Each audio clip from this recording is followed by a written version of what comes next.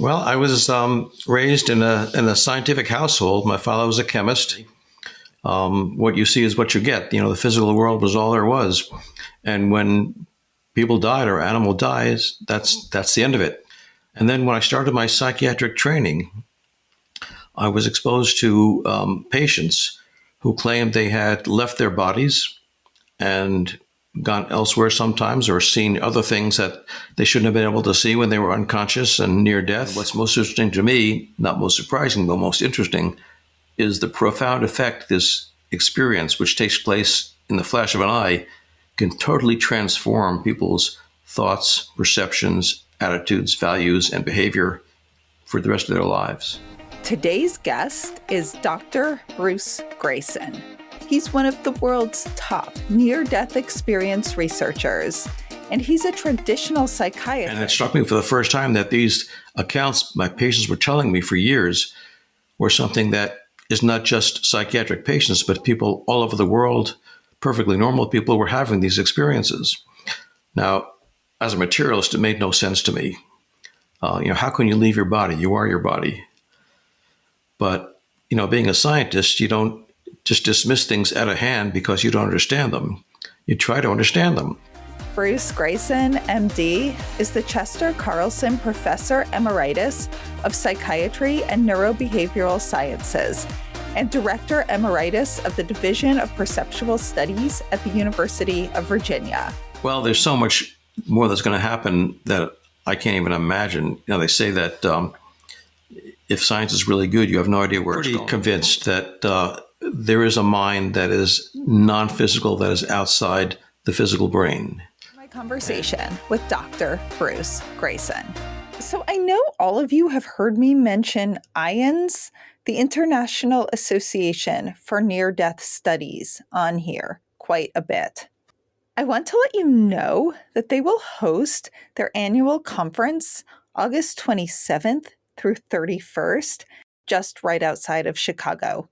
I went to their conference the last 2 years, and I'm going to go again. It was such an amazing and transformative experience. You might have heard me talk about the dance party, for example, plus the researchers that speak are all the ones I'm kind of obsessed with. The conference is expected to draw nearly 1,000 people, and amazing experts will be speaking about near-death experiences and other related phenomena. Dr. Bruce Grayson will be a keynote speaker, as well as some of our other podcast guests, such as Mark Anthony, who was on last week, and Dr. Diane Hennessy-Powell, who was on a few episodes ago. You may also recognize her name from the telepathy tapes. Some other keynote speakers I'm super excited about are Raymond Moody and Caroline Meese. The conference also features a healing center with services like Reiki, massage, mediumship, and spiritual counseling. And it's not all near-death experience experts by any means. There are people there who are curious, people who are interested in spirituality, people who are in grief. I had such a transformative experience there both years. The evidence, stories people share, they're all amazing. I also made a few friends who are my friends to this day. This special event will inform, uplift, and inspire you as you spend 4 days getting evidence and spending time with both experts and other people like you who are as fascinated by this phenomena. Visit IANDS.org. That's IANDS.org for more information. I'll provide a link in the show notes. Hi everyone, today I'm speaking with a guest who might need no introduction for many of you. This is Dr. Bruce Grayson. He is a professor emeritus of psychiatry at the University of Virginia. And as many of you know, he's also involved with the Division of Perceptual Studies. So welcome. Thank you, Liz. It's a delight to be here with you. Well, it's wonderful to have you. I know, like me and many of our listeners, you were a materialist and you had, some experiences that made you question whether that was actually the explanation. So tell us a little bit about your background and your original career. Well, I was raised in a scientific household. My father was a chemist, and we didn't have any religious or spiritual tradition in our family. What you see is what you get. The physical world was all there was, and when people died or animal dies, that's the end of it. And that was not a scary thought. That was fine. That's just what's to be afraid of when you don't exist anymore. Um, so I went through college and medical school with that mindset that the physical world was all there was. And then when I started my psychiatric training, I was exposed to patients who claimed they had left their bodies and gone elsewhere sometimes, or seen other things that they shouldn't have been able to see when they were unconscious and near death. And I didn't know what to make of those, but these are psychiatric patients, so I assume, well, who knows what's going on in their minds? And then after I've been hearing these near-death, what we now call near-death experiences, they didn't have a name back then. But I've been hearing these accounts for several years. A fellow named Raymond Moody came to University of Virginia to study psychiatry. And at that time, I was newly on the faculty. And I had heard that he had written a book, but I didn't know anything about it. And one day we were just sitting talking, and I asked him about the book, and he told me about it. And it was called Life After Life. This was published in 1975. In that book, he gave us the name Near-Death Experience and the acronym NDE, and told us what they were like. And it struck me for the first time that these accounts my patients were telling me for years were something that is not just psychiatric patients, but people all over the world, perfectly normal people, were having these experiences. Now, as a materialist, it made no sense to me. How can you leave your body? You are your body. But, being a scientist, you don't just dismiss things out of hand because you don't understand them. You try to understand them. So I started collecting cases of what I now call near-death experiences, and then trying to understand what could cause them. I thought maybe it's lack of oxygen going to the brain, maybe it's drugs given to the patients, various things. So we gradually started collecting enough cases that we could do some real studies with them, and tested one by one all these different hypotheses about what could be going on in the body to cause these experiences. And we did not find any answers at all. Nothing physiologically was correlated with having a near-death experience or the kind one would have. But we found that about 10 to 20% of people whose hearts stop will report having had one of these near-death experiences. So I know with me as a materialist, there was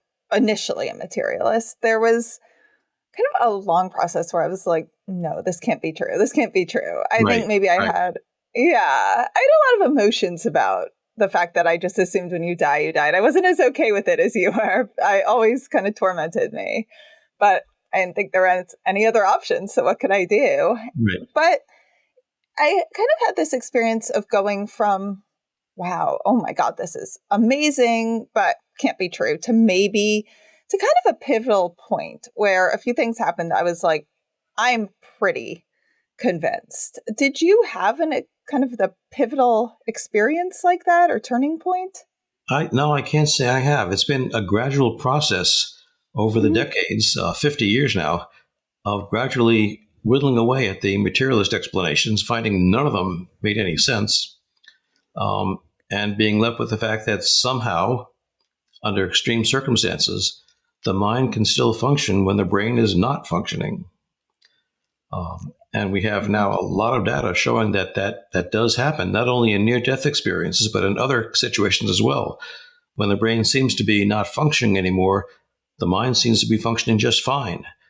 And if that can happen, then there's no reason why it can't also happen after the brain dies. After we die, the mind may still be going on.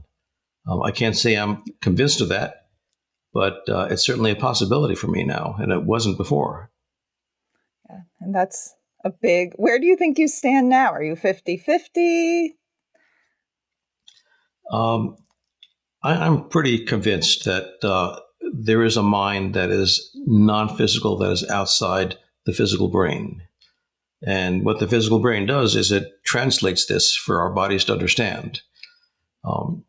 So I'm pretty sure that that's going on. I'm not 100% positive. There could be something that we'll discover in the next 10, 20, 30 years that will change my mind, but I don't know what that would be right now. As for an afterlife, I don't know. Lots of people have told me they have no doubts. People who have had this experience. But not having had one, I don't have that certainty that they do. I've seen enough evidence from a variety of things that suggest to me there's a good possibility that it does happen. Now, what form that takes is a different question. Most near-death experiences, when you ask them to tell you what it was about, what it was like, they say, well, I can't really describe it. There aren't any words for it. So we say, great, tell me all about it, So we make them use metaphors to describe it since there aren't words. And because of that, I don't take at face value whatever they say to me.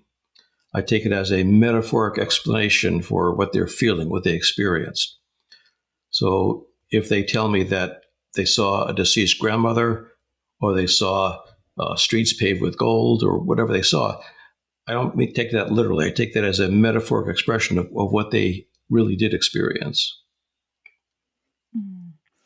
Now, and I can cut this out if this isn't something you want to share because it's so clearly in your book, but what was the very first near-death experience that you encountered? Well, the first one that I ever encountered, the first near-death experience I ever encountered was when I was just a new intern studying psychiatry. I was just a few weeks into the job, and I was asked to see a patient who had overdosed.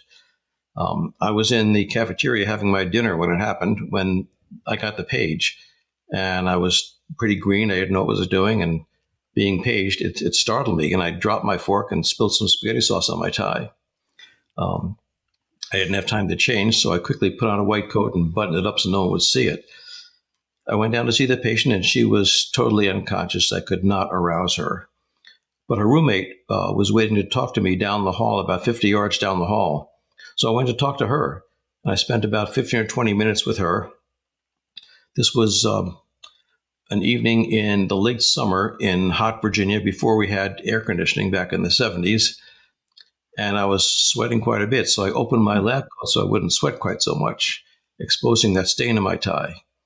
When I finished talking to her, we stood up to say goodbye, and I realized it was open, and I quickly covered it up so the nurses wouldn't see the stain.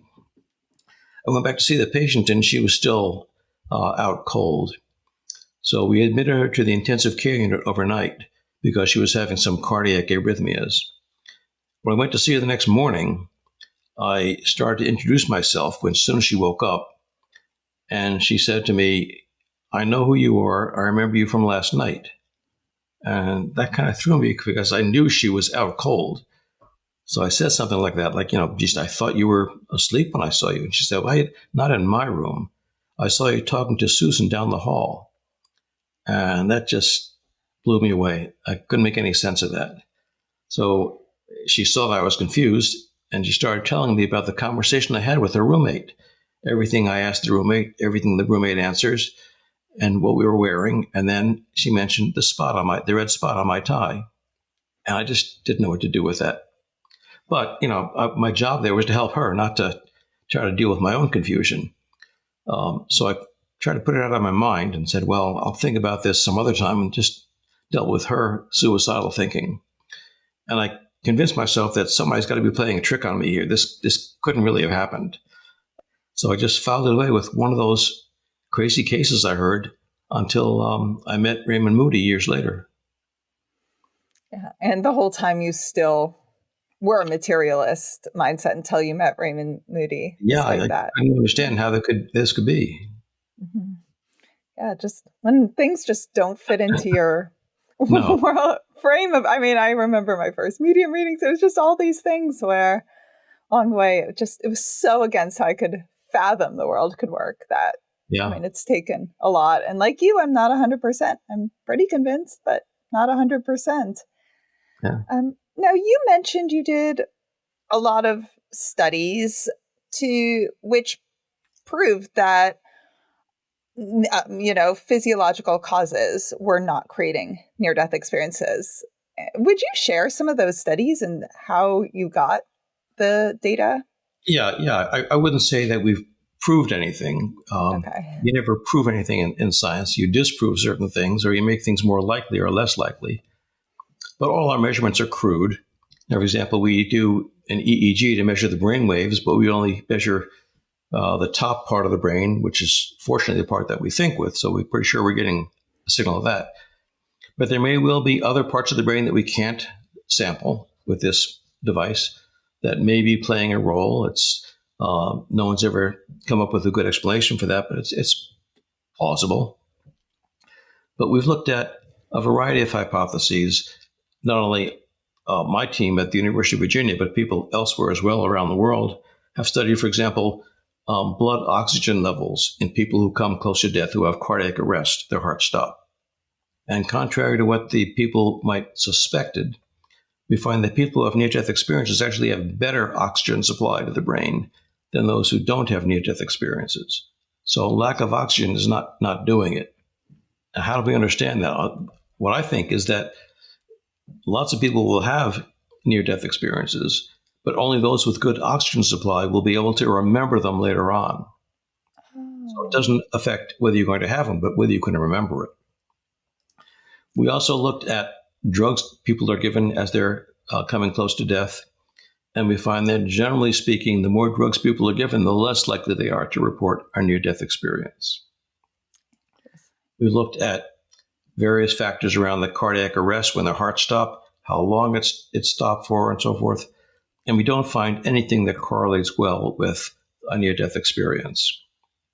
There were reports that you could induce a sense of leaving the body by stimulating the temporal lobe of the brain. Now, I read those with a grain of salt because what they describe as an out-of-body experience is not at all what patients describe as an out-of-body experience. For example, one lab said, well, the patient said she felt like her legs were getting bigger than they used to be, or she felt like she was sliding off the table. That's not a near-death experience. That's not an out-of-body experience, but they were including that as out-of-body experiences. And there are a variety of ways in which a spontaneous out-of-body experience, like a near-death experience, is very different from these illusions that they describe. But at any rate, there was a lot of talk about the temporal lobe being involved.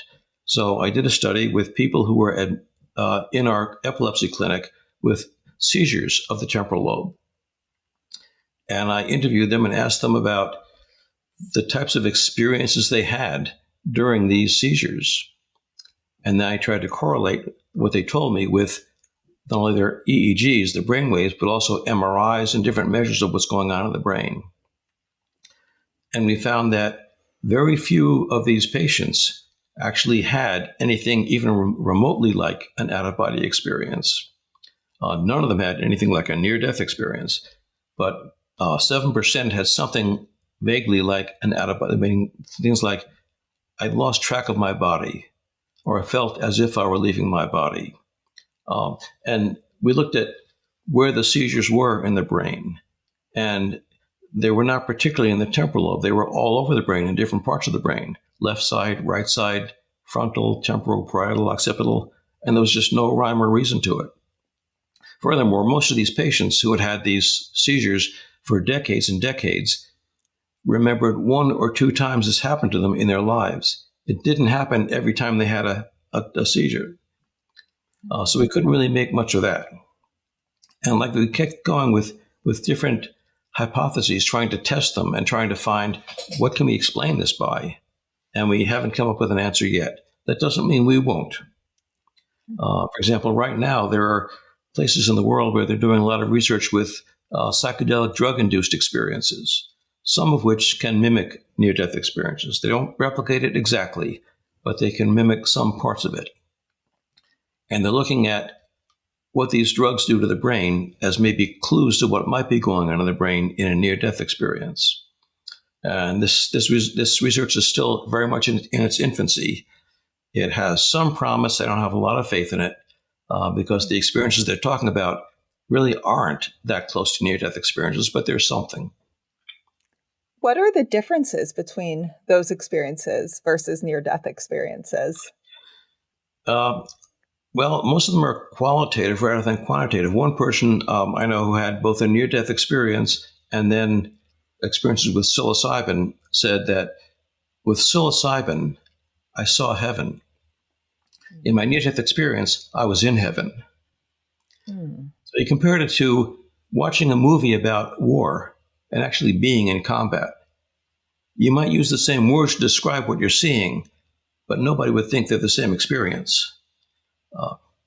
So he thought there was no comparison with it. And if you look at the details of what people say in a near-death experience and in a psychedelic experience or temporal lobe stimulation experience, in the induced experiences, their consciousness remains inside the body, and they may see a duplicate of themselves outside the body, and they call that an out-of-body experience. And it doesn't move around, it's just a static image of the body. And they don't tend to report accurate things going on around them from an out-of-body perspective.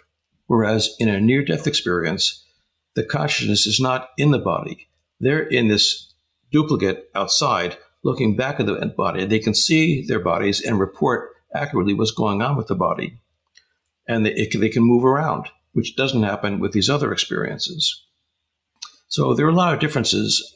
And one of the main ones is that the patients themselves don't mistake one for the other. They see clearly that there's a difference between the two. That's very encouraging. I'd also say the vertical is the most encouraging part to me. I know there's so many consistencies among near-death experiences. What would you say are the main consistencies?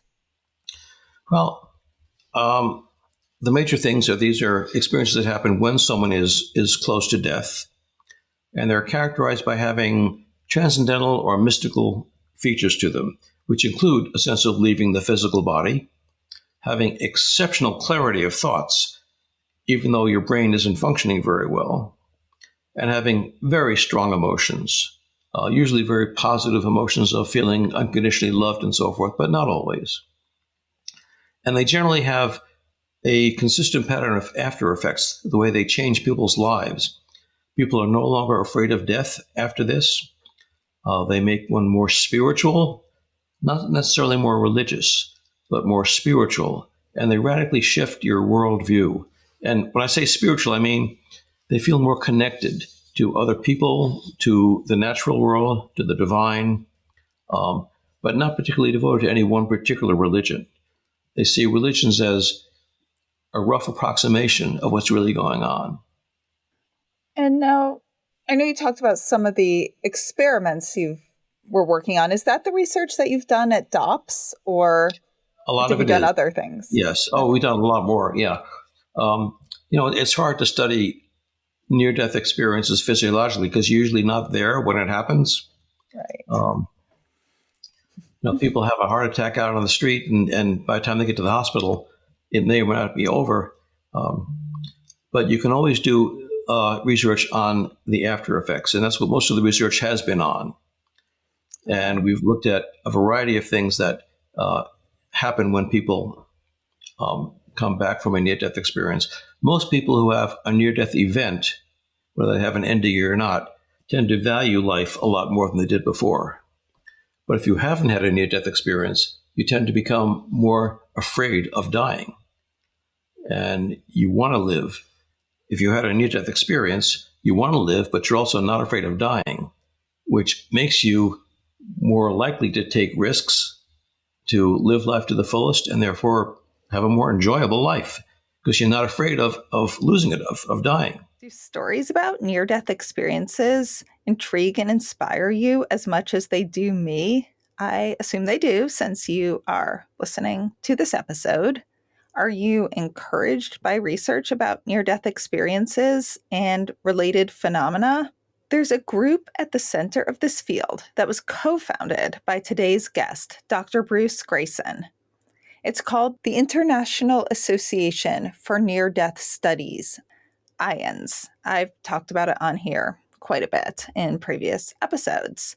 This year, on the 50th anniversary of the launch of the near-death studies field, IANDS has kicked off a chrysalis campaign to grow IANDS so that it can serve the community and the world with important messages learned from near-death experiences and solid research from experts in the field. I personally think near-death experiences are some of the strongest evidence in favor of survival of consciousness. So if you join IANDS this summer at the supporting level or higher, or if you make a donation of $100 or more, you'll receive a limited edition commemorative mug, and you'll be helping such important research. IANDS was among the first places I discovered early in my grief, and I cannot recommend them enough. So go to IANDS.org. That's IANDS.org. I'll put the link in the show notes, and click on Give to support this important organization. As I said, it makes you more spiritual, which means more connected. It also makes you less invested in material things, in not only money and possessions, but power, prestige, fame, the transient things that go along with our physical environment. This often translates to their behavior. They become more altruistic. They tend to volunteer more. They tend not to be addicted anymore. That doesn't mean they don't enjoy things. It just means they don't get addicted to them. They can do without them as well. They often change their careers because of the near-death experience. Depends on what their career was beforehand. If they were leading a spiritual life beforehand, it doesn't change very much. But I've known people who are in very competitive businesses, for example, who felt that it no longer made sense after a near-death experience to get ahead at someone else's expense. So they tend to either change how they do their business or get out of the business entirely.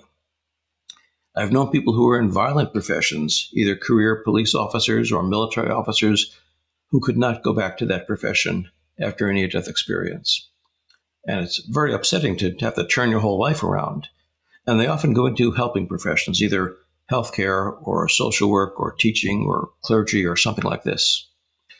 That can often be a problem for the family that doesn't understand why this guy suddenly changed all of a sudden. Some people, after the near-death experience, need help adjusting to life in the, quote, normal world. And often their families need like family therapy to get used to this. So those are the common things we see happening after a near-death experience. Now, I believe I read this a while ago. Had you written that people who study near-death experiences will also, after a while, start to have a lot of those after effects? I have to tell you, I read that. I was like, oh, that makes no sense. And now life changes, values changes. It's taken time, but all of it, it's completely true for me, at least. It is the case. There have been, I think, a total of 5 studies now of students who are taught courses in near-death experiences. And they do absorb some of the same after effects, some of the same values and attitude changes. There aren't a lot of good follow-up studies for this, maybe 1 or 2 years after the course is over, but no one follows them up long-term. We followed people after a near-death experience for decades, and we find that the after effects do not diminish at all after 40, 50 years. So, pretty powerful. Yeah. Do you see after effects, I mean, for lack of a better word, like weird things, like affecting electronics, affecting having mediumistic abilities? I've heard that can be the case. Yeah, there are reports of all those things, certainly of people affecting electronic gadgets. It's hard to quantify that because we all have trouble with our cell phones all the time anyway.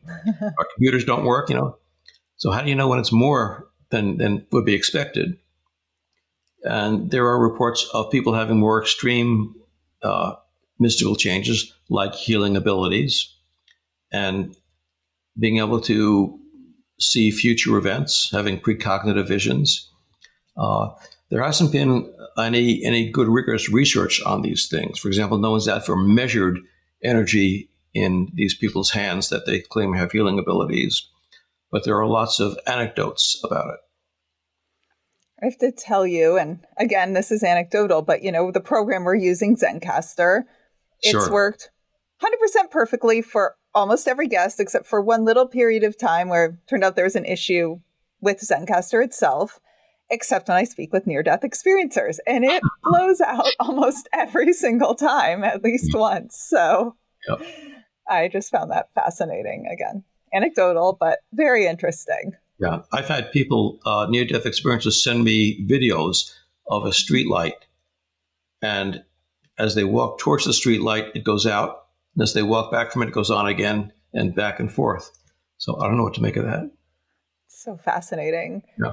And I know you said measuring the energy in their hands. We haven't. Is there any way we could do that? Is there a way we could measure?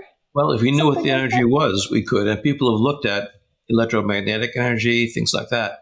And we don't see much change in that. But there may be some other energy that we're not aware of that we're not able to measure. I'm going to bring up, I think, two different things that kind of have stressed me out, and I know some other people. And let me know if you already answered this with the experiments you mentioned. But an article came out where it's been strong evidence for that our brain activity continues for at times up to hours after heart stops and bodily death starts to kick in. Could that be the cause of a near-death experience, which would be materialist? What are your thoughts on that? Well, my first thought is that I've never seen a report of a case like that. Really? Okay. The research that you're referring to has, for the most part, not dealt with people whose hearts have stopped. For example, they report patients who are on life support. They're not able to breathe on their own, and they're taken off life support, and they see that brain activity continues, which is surprising. Once they stop, being forced to breathe and all, the brain activity continues. However, the heart activity also continues. And when the heart eventually stops, so does the brain activity. Interesting. So there have been a variety of studies like this where they have done something that are measuring the brainwaves of dying people, but they don't go past the point where their hearts have actually stopped. Now, there are some reports. There was a good study done at the University of Michigan with rats who were sacrificed, and they found 30 seconds worth of continued brain activity. A rat is not a person, and certainly some near-death experiences go on more than 30 seconds, and we don't really know what to make of this limited brain activity they're seeing. For example, most of the activity they report in the humans is what we call gamma waves, which is a certain wavelength of brain activity. But these gamma waves are produced not only by the brain, but by our muscles as well. And when the muscles in your forehead or in your temples tense up, they produce the same type of gamma waves in the same frequency. So are you measuring, when you do an EEG, putting electrodes on the head, are you measuring the muscle tension, or are you measuring voltage coming from the brain? We don't have any way of separating those two. Recently, Sam Parnia, who's a cardiologist and an emergency physician in New York, did a clever study where he took people who actually had their heart stop and they were being resuscitated. And whether they're having their chest pounded on or getting electroshock, you do that for a certain amount of time, and then you stop for 3 to 5 seconds to see whether they still need more. And then you start it up again. And during that 3 to 5 second interval, he measured the brain waves. I'm not sure that's enough time for the brain to relax again after being shocked or pounded. But what he reported was that about half of the patients in which he did this had continued brain activity, even though the hearts were stopped. And he speculated that maybe that could be related to near-death experiences. However, these were all patients who were resuscitated. So he was able to ask them later on, what do you remember from that period? And none of those people who had continued brain activity measured reported any consciousness of anything. Now, in his sample, there were 6 people who reported near-death experiences, but they were not the ones that had brain activity on the EEG. They showed no activity at all in the EEG when they were being stopped. So it's hard to imagine how this could explain the near-death experience if there's no overlap between those people who have it and those people who have near-death experiences. Let me also give you a warning here. Even if you could show that brain activity was associated with near-death experiences, which no one has yet, that doesn't mean the brain activity was causing near-death experiences. Right now, as you're listening to my voice, there is brain electrical activity in a certain part of your brain. And that's reliable. If we measured your brain waves, that will be reliable. Does that mean that your brain activity is causing my voice? No. That's a reflection of your brain processing my voice. So if you showed that a certain pattern of brain activity was associated with near-death experiences, what it may mean is that that's how your brain processes the NDE. But as I said, no one has shown that yet. No one has ever shown any brain change that's associated with near-death experiences. And in fact, I'm sure you can back this up. It was something I hadn't really known till I started studying this, but tell me, any further thoughts on this. There is zero evidence of how brains create consciousness. And I had assumed that was pretty much known, how brains created consciousness. That it's just as much a mystery that it could be a correlation instead of a causation. Yep. The dirty secret in neuroscience is that we have the slightest hint of a suggestion of an idea of how a brain, a physical or chemical property in the brain, can create a thought. Yeah. And now I had mentioned there were 2 things that concerned me, and you already brought up Dr. Sam Parnia. Yeah. And as far as I last know, there has been no positive results on the AWARE study. And for any of our listeners that don't know this, images have been put high up where no one else would be able to see it in hospital rooms. And then when people have near-death experiences, they are asked to verify numbers, pictures. Why has there been no positive results on that, do you think? Yeah. Well, Sam very cleverly got a collection of people from different hospitals together. There are a couple of dozen hospitals. And in fact, we were involved in one at the University of Virginia in the first study of it. And we didn't find anybody who had a near-death experience in that sample. I think he had a total of over 2,000 patients in all the hospitals together. And he didn't find anybody in that sample who reported seeing the target. Now, if they had said, yes, I see it, and they described it and they were wrong, that would be some evidence that they weren't really seeing the target, that they were just making it up. But no one claimed to have seen it. When I describe that research to near-death experiencers, they just laugh at it. They say, if your heart has just stopped and you're out of your body for the first time and you're watching the people resuscitate you, are you going to look around the room for some target you didn't know was there and try to remember what it was? They said, why would I do that? That's ridiculous. So maybe that's why it doesn't produce any results. So maybe if one of us people researching this have a near-death experience, I always say the first thing I'm going to do in a hospital, and I think about this if I have had surgeries. I've never had a serious surgery. I always think if something goes wrong with this, I want to remember to check if this is possibly one of Dr. Parnia's. But don't ask, because that would ruin the study. But I always remind myself of that before going under anesthesia. But the odds of the people who know this happening to have a near-death experience, it's probably highly unlikely. And when you have your heart attack, you might be thinking about other things than a target. Maybe I'll just be thrilled to got to go find my people. Most likely, who knows? Maybe it would change. I will just want to get evidence. That will be it. Otherwise, I don't know if I'll believe it. But now, in terms of near-death experience research, what direction do you think it's going to go, or what do you think is going to happen as medical technology gets better and better and people are going to be able to be resuscitated much further along in the death process? Yeah, I don't know the answer to that. We keep changing the definition of death based on our technology. Thousands of years ago, when somebody stopped breathing, we said they were dead. And lots of people came back from that. And then when we could actually listen to the heartbeat by using stethoscopes, we found, there are some people whose hearts are still beating, even though you think they're stopped breathing. So we said, okay, when the heart stops, that's when you're dead. And then we found that that's not reliable either, because hearts can stop temporarily and come back.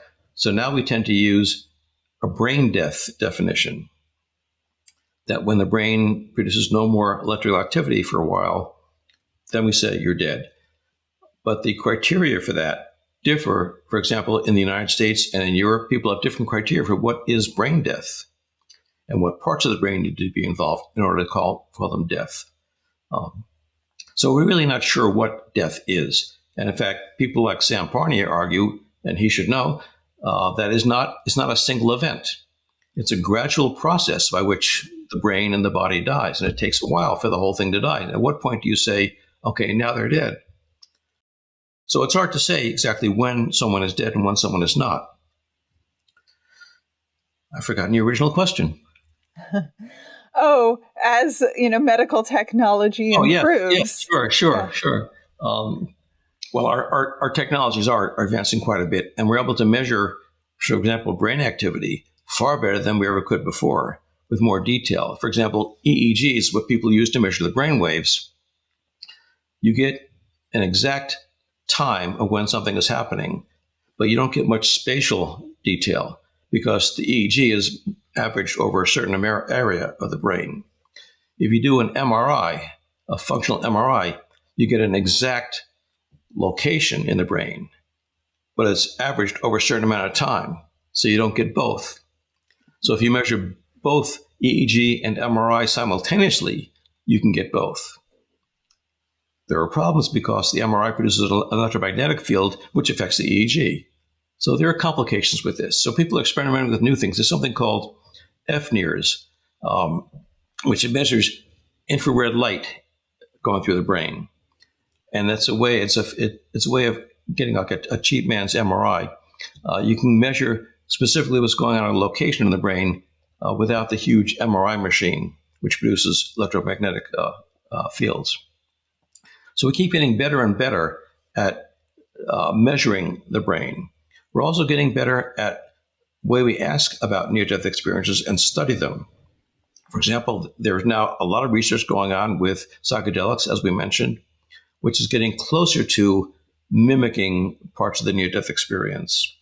And as we get better at monitoring these psychedelic experiences and their after effects, we may find that there are more similarities there than we were aware of. For example, we first thought that the way these psychedelics work is by stimulating the brain to hallucinate.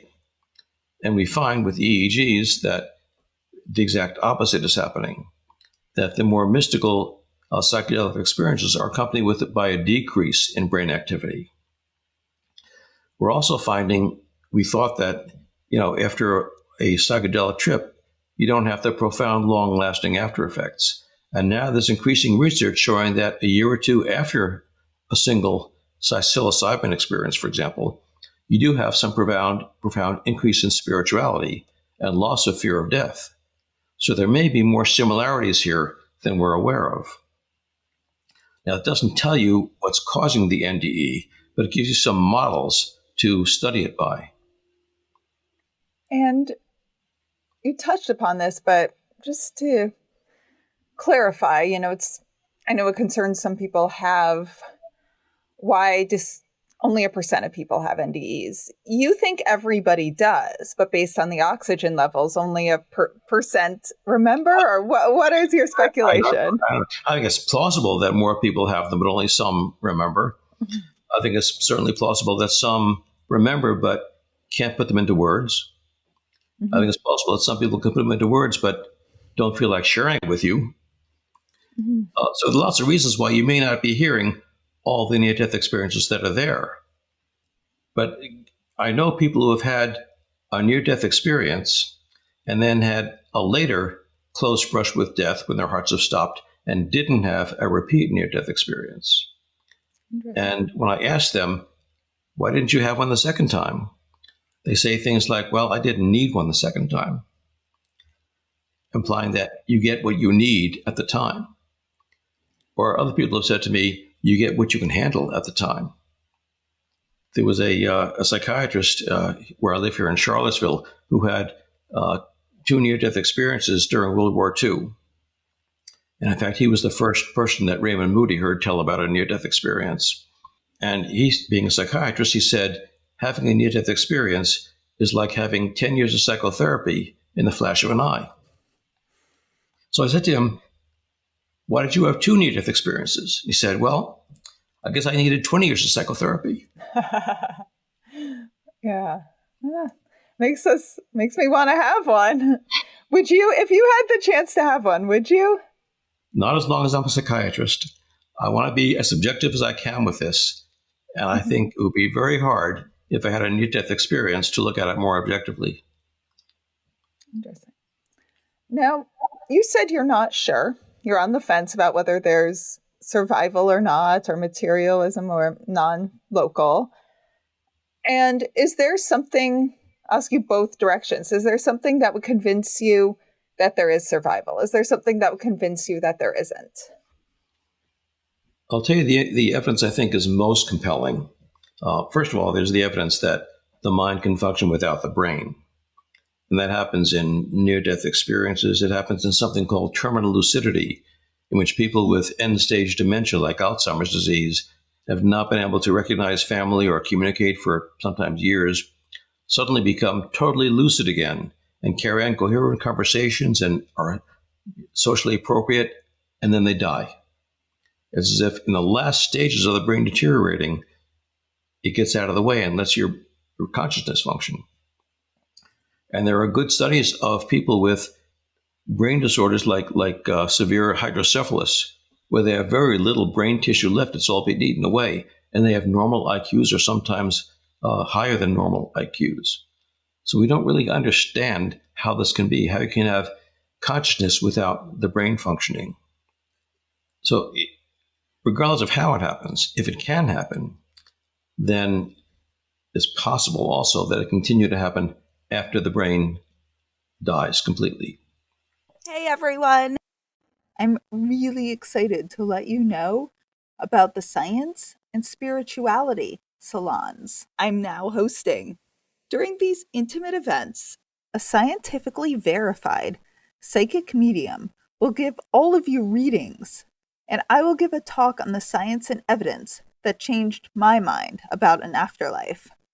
This will also be an amazing opportunity to get to meet some of you in person or virtually, and to share more about all the science and data that transformed my worldview and got me through my worst days. These can be hosted in your home, in a nearby cafe with a private room, or they can even be virtual.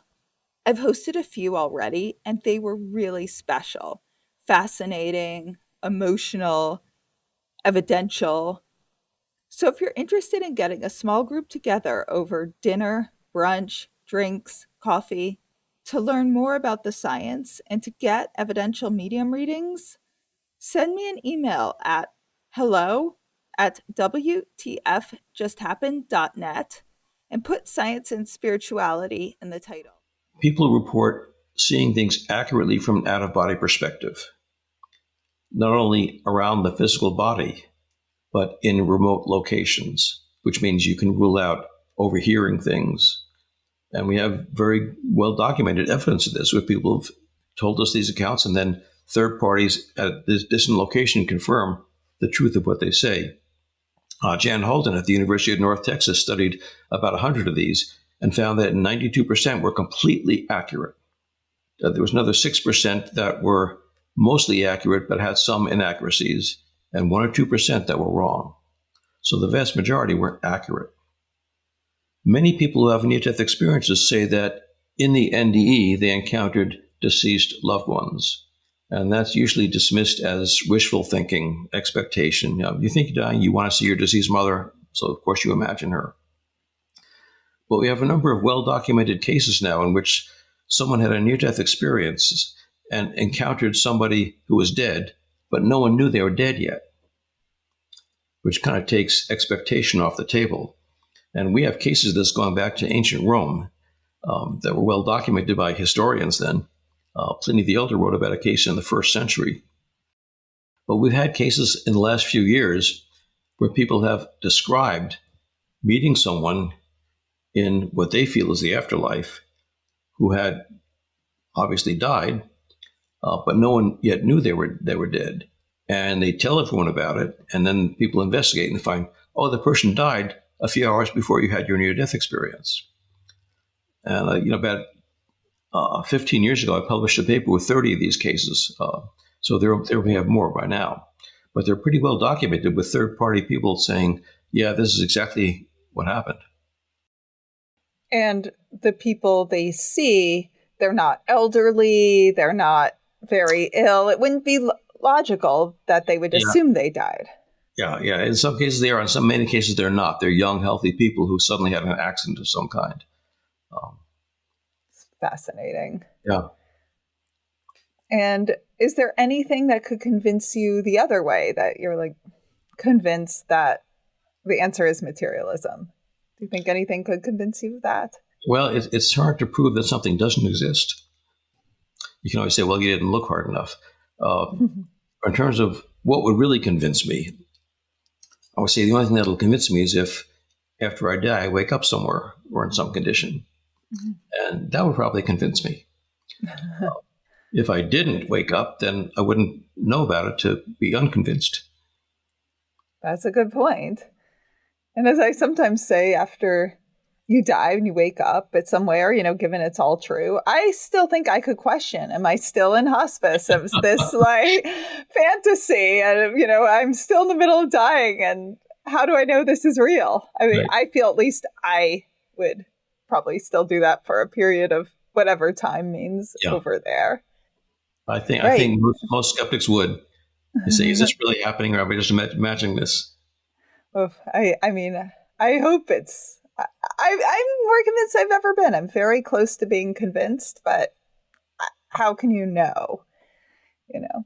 And now there's a bit of a question in NDEs. I remember reading this early on, that people tend to have different experiences of how they get there. Some see a tunnel, some talk about a boat, and it can be aligned with people's cultural beliefs.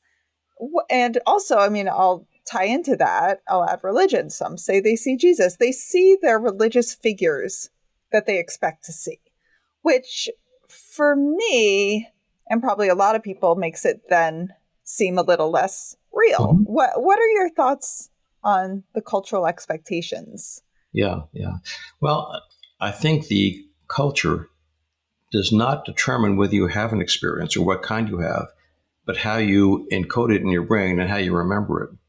Because as I said before, most people say there aren't any words to describe this. And yet when you put it into words, your brain has to interpret this image you have and put it into some sensible words. Many people all over the world will say, I encountered this warm, loving being of light. And we have accounts of this from ancient Egypt and Greece and Rome before there was Christianity. And we have this all over the world. People are saying this. People who are here in the U.S. might say, I saw God, or I saw Christ. And they're using this metaphor that they're familiar with. Some will say to me, I'm going to call this God so you know what I'm talking about. But this is not the God I was taught about in church. It's much bigger than that. Whereas people from other non-Judeo-Christian cultures will not call it God. They'll call it something else. You mentioned a tunnel.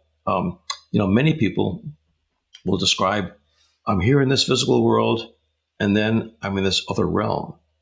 And it's just sort of a blackness. I don't know how I got there. I must have gone through this. And they describe a long enclosed dark place. And here in the West, people say a tunnel. That's the image we have. People in third world countries where there aren't a lot of tunnels will not say that. They'll say, I fell into a well, I went into a cave. I interviewed one person who was a truck driver who said, and then I got sucked into this long tailpipe. and got to these other realms. Interesting. So whatever your culture tells you is already metaphor, is what you come up with as a way of describing these things. So I think the cultural differences we hear are mostly in how your brain interprets this experience you had, not the experience itself. Okay, that makes complete sense. Now, I'm going to ask you a question that I don't expect a clear answer on, but if you could hypothesize, how could non-physical consciousness work? Okay. This is actually not a new idea. Hippocrates wrote about this 2,000 years ago. He said that the brain is the messenger of the mind, the idea being that there's some outside entity called the mind that thinks and feels and perceives and forms memories. And then somehow it has to get through to your body. So that's what the brain does. The brain is the translator, sort of like a television set takes signals from outside and translates them into sound and vision that you can see and hear. Without the television set, you can't see the show, but the television waves are still out there. You just can't perceive them. So you need the TV set in order to understand it. And that's the role the brain can play with your thoughts. It translates them into chemical and electrical signals your body can understand. This shouldn't be surprising because our bodies evolved to survive in the physical world. You don't hear every possible wavelength there could be in the visual spectrum. You just see a small part that we call our visual spectrum, not the infrared, the ultraviolet. Other animals can see those, but they're not important for us, so we don't see them. We filter them out. And same with sounds. Elephants, dolphins, dogs, they hear sounds that we don't hear, but they're not important to us, so we filter them out. So it makes sense that the brain will also evolve to filter out anything that is not relevant to our finding food and shelter and a mate and avoiding predators. So if your consciousness is encountering deceased relatives or deities, that doesn't help you find food or shelter. So get rid of that stuff. Get out of here. So as long as the brain's intact, it's filtering out those things and just letting in the important stuff, the physical stuff. And when the brain starts dying, like it does in a near-death experience or in terminal lucidity, the filtering system breaks down and all this other stuff comes flooding in. Now, how does that happen? I have no idea. I mean, there are places in the brain that do filter. We know that. There's a part in your brain right now called the thalamocortical loop that lets you focus on seeing and hearing me and blotting out the traffic in the street and the pain in your foot and just focusing on what's relevant to you right now. There's also a default mode network that changes how you pay attention to things and what things you pay attention to. So we know the brain does filter. But what is it that's creating the thoughts and the perceptions and the memories that the brain is filtering? We don't know. And where is it? Well, people get hung up on where it is, but I think that's a bogus question because if it's not physical, it can't have a where. It can't have a location. So where is it? Is it everywhere? Is it somehow in us? I don't know where it is. But maybe you can't ask where is it. It just is. But somehow, in a way that I don't know, it interacts with the brain so that we can use and access the memories and the thoughts and the perceptions. Do you think we're ever going to get to a point where we can figure out how it works? Like what quantum particle is non-physical consciousness made up of, or anything along those lines, whatever it turns out to be? Well, I hope so. Me too. They say that when a scientist says something is possible, then he's probably right. When he says something's impossible, he's probably wrong. So I think, someday we may have that. I can't imagine how we would explain it, but it's not impossible that we will someday have the answers. Science has changed greatly over the centuries, and we keep expanding it, not only in our technology, but in how we conceptualize things and how we define what's true and what's not true. Quantum physics, which has been around for more than 100 years now, posits things that are logically impossible to us. How can something be a wave and a particle at the same time? Well, it can't if you're dealing with Aristotelian logic, where it's either A or B, but not both. But clearly in quantum physics, it is both at the same time. We just don't know how, but it is. Mm. So are you physical or are you spiritual? Or are you both? Yeah, maybe you're both simultaneously in this dimension where we are now. One is chosen, and another dimension, the other. And some it's a mixture. It's right. Fascinating. It's like fascinating. Is there something along the way of your research that was the most unexpected for you, or that stands out as absolutely blew you away the most? Not counting the very first near-death experience that you talked about, I would assume that's it. But while you were starting an experiment that you were just absolutely would not have expected the results you got. Well, most of it was unexpected. I was expecting lack of oxygen to be the answer. I was expecting drugs to be the answer. I was expecting brainwaves to be the answer, and they weren't. So I keep being surprised. I think what's most surprising to me are the cases where people encounter deceased individuals who were not yet known to be dead. I don't have any way of answering that. So I keep being surprised. I'm a psychiatrist. So what I'm interested in is how people change their lives. And what's most interesting to me, not most surprising, but most interesting, is the profound effect this experience, which takes place in the flash of an eye, can totally transform people's thoughts, perceptions, attitudes, values, and behavior for the rest of their lives. And is there something you're most excited about the future of near-death experience research? Well, there's so much more that's going to happen that I can't even imagine. They say that if science is really good, you have no idea where it's going. And there are certainly people working in near-death research now who have expertise in areas that I don't have, not only in various areas of neurophysiology, but also in cross-cultural studies, in comparing near-death experiences with other mystical experiences. What's most exciting to me right now are the clinical implications of near-death experiences. For example, we're doing a study now of people who have difficulty coming back to a, quote, normal life after a near-death experience, what kinds of problems they have, what about the near-death experience or its after effects are most problematic for them, what type of help they seek, what type of helpers they seek it from, and what types of help they get are actually helpful and what types are not. And I'm also interested in educating healthcare workers about near-death experiences and how to deal with them. I heard a lot from people back in the 1980s when we first started doing this research about trying to tell their doctors or nurses about their near-death experiences, and they were told, oh, just forget about it, it'll go away. Which, of course, it doesn't.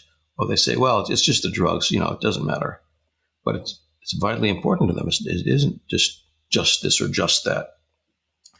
So we're doing studies now of doctors' and nurses' attitudes towards near-death experiences, what they think is causing them, and whether they think they're important to talk to patients about. And there's a lot of variety, as you might expect, about what they think is causing near-death experiences. But there's no dissent about whether they think they're important in people's lives. They know now from all the research that's been done that these are vitally important to the patients and that it's important for them in their role as a healthcare worker to know about near-death experiences and to be open to hearing about them from their patients. Most of them say, yes, I agree, I should be doing that, but I don't know enough about them to really talk about it. So I think it's important to try to educate these healthcare workers about what this phenomenon really is.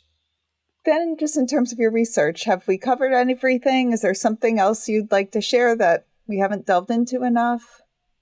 Well, I think what I want to leave you with is what near-death experiencers say to me when I ask them, what's important about this experience? And they don't tend to say that it's about the afterlife. They tend to say it's about this life. But what's important here? And the important thing is to live the golden rule, to treat other people as if you were the same as them, and that hurting them is hurting you and helping them is helping you. They say that this is not for us a rule we're supposed to follow. This is a law of the universe that we discovered, that we experienced in the NDE. So it's important for people to treat the world as if we are all interconnected, we are all one, and that we're all in this together. And if you live your life that way, it'll be much more fulfilled and much more meaningful to you. Thank you. That's a lovely note to end on. And lastly, let everyone know where they can find you, find your research, your book, all of that. I'm at the University of Virginia in the Division of Perceptual Studies, and they have a website. My own website is brucegrayson.com. That's BRUCEGREYSON.com. And information about my book, which is called After, is there on the website, and in addition to a lot of other links to resources about near-death experiences. Wonderful. Thank you so much. Hey, thank you, Liz. It's been my pleasure. If you want to learn how I went from being a skeptical atheist who thought there was zero chance of an afterlife to a skeptical atheist who thinks an afterlife is highly probable, come check out my books. WTF Just Happened. To get more information on what the fuck just happened, go to WTFJustHappened.net. There, you can order my book, WTF Just Happened, A Sciencey Skeptic Explores Grief, Healing, and Evidence of an Afterlife. You can learn all about how I came to conclude that there most likely is an afterlife, but you can also learn about the early stages of my grief and the amazing, fascinating people I met along the way. You can read about how much I harassed the mediums and scientists trying to get evidence to see if the mediums were cheating and see if what everyone was saying actually was true. You can also subscribe to our newsletter to stay updated on any new developments and any interesting new what the fuck updates. So if you enjoyed this episode, please rate and review us wherever you get your podcasts. It makes such a difference, especially for a new podcast like this one. And if any of you have had a crazy what the fuck yourself, have any questions, feedback, or just want to say hey, reach out on either Instagram at WTF_just_happened_, or email me at hello@WTFJustHappened.net. I love hearing from all of you. It makes my day hearing your stories and questions and feedback and all of it. And remember, you don't have to draw any final conclusions as you wonder, what the fuck just happened?